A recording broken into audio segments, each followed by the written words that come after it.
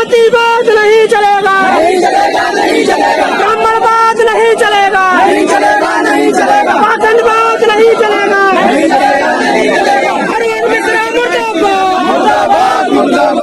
भागवत में पंडित जी बैठे हुए बहुत ऊंची जगह पे, और तुम कहां बैठोगे? नीचे। और 9 दिन में पूरे गांव पूरे क्षेत्र का सामान और दक्षिणा भी लेता है, पूरा पैसा इकट्ठा करके, और 9 दिनों में रघु चक्कर हो जाता है। यदि कोई ब्राह्मण जाता भी है तो हमारा ब्राह्मण समाज मिलकर के उस ब्राह्मण को जूते की माला पहनाएंगे और उस ब्राह्मण का बहिष्कार करेंगे। पूरे देश के लिए जो है संकल्प लेते हैं कि अब बहुजन जाग गया है और इस देश से चोर लुटेरा भाग गया है।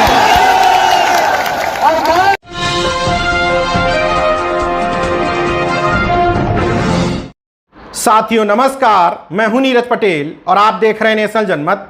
मध्य प्रदेश में पिछड़े वर्ग के पाखंड विरोधियों और ब्राह्मण समाज के पाखंडियों के बीच में तलवारें खिंच गई हैं। जहां ब्राह्मण समाज के लोग कह रहे हैं कि लोधी समाज के घरों में जाकर के हम कोई अनुष्ठान नहीं करेंगे, वहीं दूसरी तरफ लोधी समाज के लोगों ने एक भागवत कथा निरस्त करा दी है। उनका यहां तक भी कहना है जब तक ये 2 मामले हल नहीं हो जाते तब तक अपने क्षेत्र में ब्राह्मण समाज के व्यक्ति के द्वारा कोई भी अनुष्ठान हम नहीं करने देंगे। मामला मध्य प्रदेश के सागर जिले से शुरू हुआ, जहां 13 अगस्त को लोधी समाज की एक 13 वर्षीय नाबालिग बेटी अचानक से गायब हो जाती है। सूचना मिलती है कि उनकी बेटी एक 60 साल के शख्स अरुण मिश्रा के घर पर है, वहां से बरामद भी कर ली जाती है। उसके बाद बेटी आप बीती सुनाती है कि खेत से उठा करके उसका अपहरण किया गया, इसके बाद उस नाबालिग के साथ रेप किया गया। इस घटना के सामने आते ही ओबीसी महासभा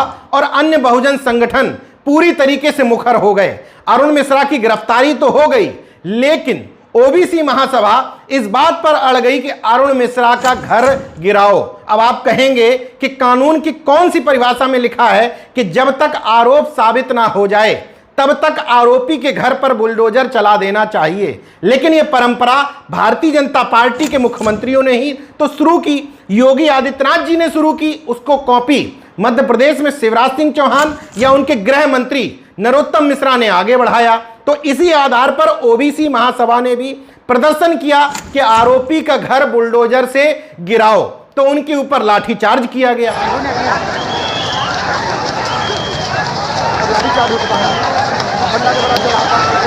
लाठीचार्ज करने से ओबीसी महासभा और बहुजन समाज में आक्रोश उत्पन्न हुआ। मजबूरन थाना अध्यक्ष बंडा ने अनुविभागीय अधिकारी राजस्व परिषद को एक पत्र लिखते हुए कहा कि स्थानीय स्तर पर लोग इस मामले में बेहद आक्रोशित हैं। आरोपी का बुलडोजर से घर गिराए जाने की मांग कर रहे हैं, तो विधि संगत कार्रवाई किए जाने हेतु प्रतिवेदन अवलोकनार्थ प्रेषित है। रेप का आरोपी ब्राह्मण समाज से है, इसलिए ब्राह्मण समाज के कुछ संगठन उसकी पैरवी करने के लिए भी आगे आ रहे थे। इस बात से ओबीसी महासभा बेहद आक्रोशित थी। इसी बीच में एंट्री हो जाती है प्रीतम सिंह लोधी की। भागवत में पंडित जी बैठे हुए बहुत ऊंची जगह पे, और तुम कहां बैठोगे? नीचे। और बैठे बैठे वो तुम्हें कम से कम 7-8 घंटे तुमको पागल बनाएगा, तो हम पागल बनते हैं। वो 9 दिन में पूरे गांव पूरे क्षेत्र का सामान और दक्षिणा भी लेता है, पूरा पैसा इकट्ठा करके, और 9 दिनों में रघु चक्कर हो जाता है। भारतीय जनता पार्टी के टिकट पर पिछोर क्षेत्र से चुनाव लड़ चुके प्रीतम सिंह लोधी बिरादरी के कद्दावर नेता माने जाते हैं, मगर इस बयान के सामने आने के बाद ब्राह्मणों के विरोध को देखते हुए भारतीय जनता पार्टी के प्रदेश अध्यक्ष बीडी शर्मा, जो खुद ब्राह्मण बिरादरी से आते हैं, उन्होंने प्राथमिक सदस्यता से उनको निष्कासित कर दिया। अभी आपने उस बयान का एक टेलर भर देखा था, जरा पूरी पिक्चर देखिए। उन्होंने कहा, कथावाचक सहित पंडित आपको नवरात्रि के 9 दिन रोजाना 7-8 घंटे तक पागल बनाते हैं।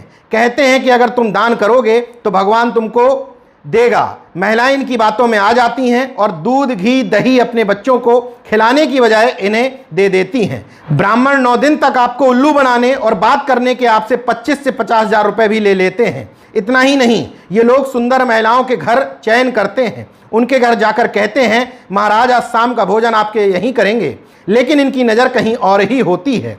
कथा के दौरान यह कहते हैं कि 20 से 30 साल की महिलाएं आगे बैठ जाओ, 30 से 45 साल की महिलाएं बीच में और बुजुर्ग महिलाएं पीछे बैठ जाओ। इसके बाद यह गाने गा गा कर उन्हें नचवाते हैं और खुद ऊपर बैठे आनंद लेते हैं। यहां एक बात आप गौर करिएगा कि प्रीतम सिंह लोधी ने कथावाचक और कर्मकांड कराने वाले ब्राह्मणों पर सवाल उठाए हैं, तो पूरी एक जाति को इससे बुरा क्यों लग रहा है? जब मैं ये बात कहता हूं कि इस एक कर्म में महज एक जाति का ही इन्वॉल्वनेस है, एक जाति को 100% आरक्षण मिला हुआ है, तो ये लोग कहते हैं जो भी एक कर्म करता है उसको ब्राह्मण कह सकते हैं, वो कोई जाति नहीं होती है। तो फिर कथावाचकों पर सवाल उठाने से, इस तरह के पाखंडियों पर सवाल उठाने से एक जाति को ही कष्ट क्यों हो रहा है? बहरहाल जब जाति के लोगों ने विरोध करना शुरू किया तो दूसरी तरफ भी लोधी समाज के पाखंड विरोधी और ओबीसी एससी वर्ग के पाखंड विरोधी एकजुट हो गए और फिर इन दोनों घटनाओं को क्लब करते हुए प्रदर्शन होने लगे। मुर्दाबाद मुर्दाबाद मुर्दाबाद, नरोत्तम मिश्रा मुर्दाबाद मुर्दाबाद मुर्दाबाद, जातिवाद नहीं चलेगा नहीं चलेगा नहीं चलेगा, ब्राह्मणवाद नहीं चलेगा नहीं चलेगा नहीं चलेगा, पाखंडवाद नहीं चलेगा नहीं चलेगा नहीं चलेगा, नरोत्तम मिश्रा मुर्दाबाद मुर्दाबाद मुर्दाबाद। नारे सुन के आपको यह बात समझ में आई कि लड़ाई ब्राह्मणवाद बनाम बहुजनवाद, पाखंडवाद बनाम पाखंड विरोधियों की हो गई है। इसलिए वहां पाखंडवाद नहीं चलेगा, जातिवाद नहीं चलेगा, मनुवाद नहीं चलेगा, ब्राह्मणवाद नहीं चलेगा जैसे नारे भी लग रहे थे। खैर, जब इस तरह की नारेबाजी सामने आई तो ब्राह्मणों के अंदर का भी ब्राह्मणत्व जाग गया और उन्होंने भी प्रदर्शन करते हुए 2 जगह प्रीतम सिंह लोधी के खिलाफ एफआईआर लिखवाई। ब्राह्मणों के हंगामे में एक बात जो मुझे बेहद पसंद आई वो जरा आप भी सुन लीजिए। ना इनके यहाँ भोजन करेंगे, ना कोई ब्राह्मण इनके यहाँ जाएगा, ना कोई पूजा पाठ का काम होगा इनके यहाँ आज के बाद। यदि कोई ब्राह्मण जाता भी है तो हमारा ब्राह्मण समाज मिलकर के उस ब्राह्मण को जूते की माला पहनाएंगे और उस ब्राह्मण का बहिष्कार करेंगे। इस एक बात में मैं पूरी तरीके से ब्राह्मण समाज के साथ खड़ा हुआ हूं। मैं अनुरोध करता हूं ब्राह्मण समाज के लोगों से, किसी भी पिछड़े दलित वर्ग का कोई भी व्यक्ति अगर इस तरीके से पाखंडवाद के खिलाफ आवाज उठाता है तो आप उस व्यक्ति के, जाति के किसी भी व्यक्ति के घर जाना इसी तरीके से बंद कर दीजिए।